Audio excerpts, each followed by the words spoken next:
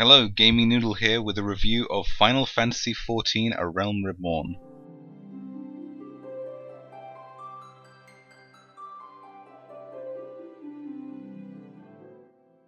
This game is an MMORPG, which means that you buy the game and then afterwards you pay a monthly subscription to continue playing.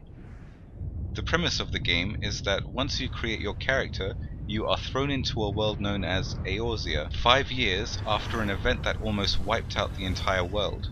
It's now your job to protect it against the aggressive Galean Empire. Now, this being a Square Enix game and a Final Fantasy game, you can expect the graphics to be one of its stronger points, and it doesn't disappoint in Final Fantasy XIV. While I will say that it was a bit hit and miss with some of the races that you can play as in terms of what they look like, that I didn't really find that interesting. A lot of it was. I did find many things to be very intriguing in its looks and design. That being the character models and of course the enemy models. You get a healthy mix and a wide variety of all sorts of looks, from the cute and cuddly to the big and ferocious. It's really a job well done.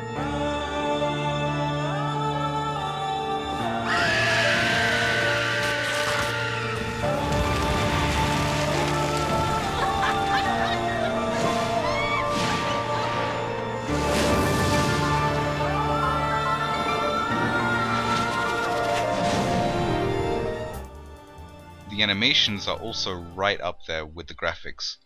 Absolutely perfect, as it brings things to life in a way that's so fun and creative. For instance, most of the Lalafell emotes are absolutely adorable. Here's an example.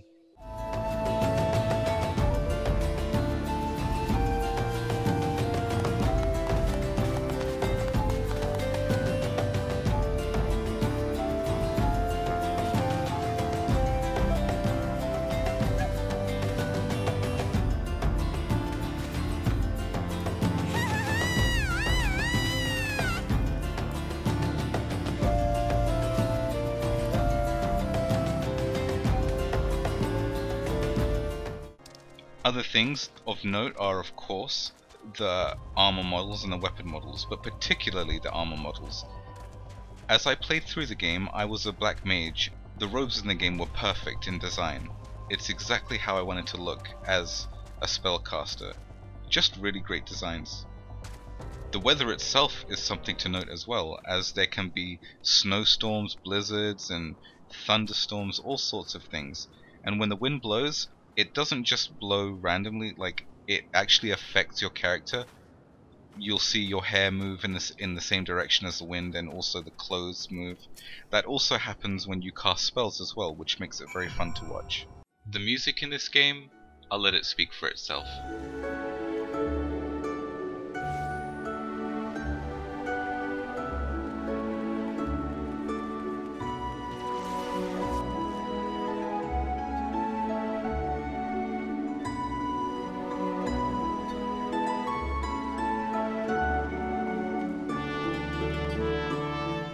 Once you've created your character, you can choose any number from the 8 classes, which range from Archer to Gladiator, Lancer, Marauder, and so on. Now, once you level these classes up to a certain level, you can then go on to take on jobs which are more specialized in their arts. So it's very fun to level through on multiple characters, just to try them all out. Now, when you actually do level in this game, there are a lot of ways to go about it. You can go through the usual way, which is questing. You can go through leaves, guild tests, quests, and fates. Now, leaves and things like that are basically the same as quests, except that you can only do a certain amount per day, or per every few hours. I can't remember exactly. The thing here that's really good for leveling is fates.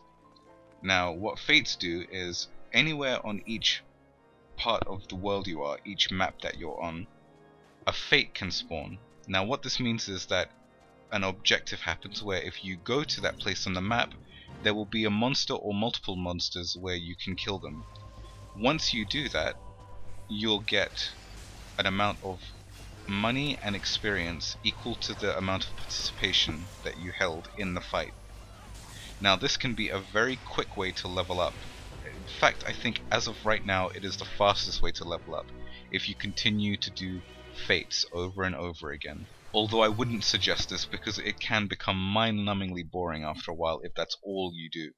But some people enjoy it, so if you do enjoy it, have at it. Now quests are good, but it's the particular story quests that you should focus on, because with these story quests, not only do you progress through the story, but you also unlock most of the things in the game, such as dungeons. Now with dungeons, you can access those either by making a group and then going through Duty Finder, or just using Duty Finder to let it pair you up with random people throughout all the servers. Dungeons are interesting the first time around, but for me personally they got a bit dull. They weren't very creative, although some were enjoyable, I must say. Now once you get to endgame, you continue to do dungeons and the Duty Finder to get your gear and tokens, to get better gear, and there are also some end raids that I don't think anyone has completed yet, one of them being the Binding Coil of Bahamut. Now these sorts of things are very difficult right now as the game is newly released and not many people are at that level of gear and progression yet. But considering there will be more patches and more updates to come in the future, it's good so far. There are of course the fun things as well, such as mounts that you can ride, and also pets that you can collect. Pets are one of my favorite pastime hobbies, and they are in abundance in this game, which I was pleasantly surprised by, considering that it's just released. I didn't think there'd be that many, but there are quite a lot. Mounts on the other hand, not so many, but there's always chance for those to be added in later patches. I give Final Fantasy XIV: A Realm Reborn an 8 out of 10.